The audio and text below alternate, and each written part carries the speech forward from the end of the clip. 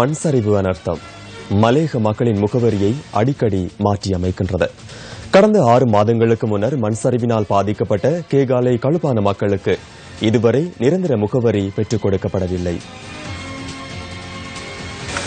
வானிலை மாற்றத்தின் சீற்றம் உறவுகளை பறித்தெடுக்க எஞ்சிய உடைமைகளையும் எடுக்க அன்றி ஏதுமின்றி தஞ்சமடைந்த கழுப்பான தோட்ட மக்களே இவர்கள். கடந்த மே மாதம் 17ஆம் தேதி ஏற்பட்ட மண் சரிவினால் 16 உயிர்கள் காவு கொள்ளப்பட ஏனையவர்கள் பாதுகாப்பான இடங்களுக்கு நகர நேரிட்டது. சீலானந்த மகா வித்யாலயத்தில் தங்க வைக்கப்பட்டிருந்த மக்கள் பின்னர் கழுப்பான தோட்டத்தில் உள்ள மைதானத்துக்கு அனுப்பப்பட்டனர்.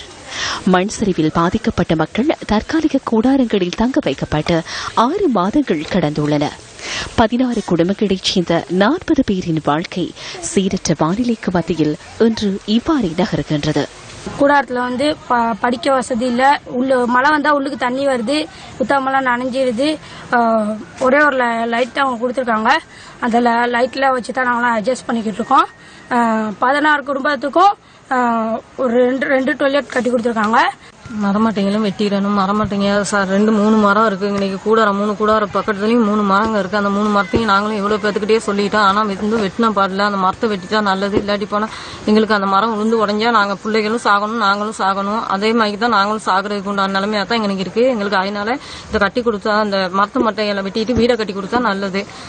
டொய்லெட்டு அந்த குசினியில ஆக்கி இங்க எடுத்துட்டு வரணும். 16 கூடாரத்துல உள்ளவங்களும் அந்த குசினியில தான் ஆக்கணும். அடியும் கடை வாங்குறாங்க, எழுதுறாங்க, போறாங்க, வராங்க. ஒன்னு தேதிக்கு எங்களுக்கு ஒண்ணுமே நடக்கல. இது இத்தனை நாளைக்கு நாங்க நனைஞ்சிட்டு கிடக்கிறது. இந்த மாதிரி நனைஞ்சு நாங்க இன்னும் இருக்கிறத கொண்டு போயிட்டு ஒரேதான் குழியில தான் தள்ளுவாங்க போல தெரியுது.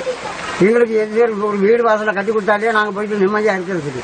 இதுல படுக்கிறது அறைக்கு ஈரம் சொதனை இதுல தான் கடந்துகிட்டு சீரழிகிறோம் நாங்க.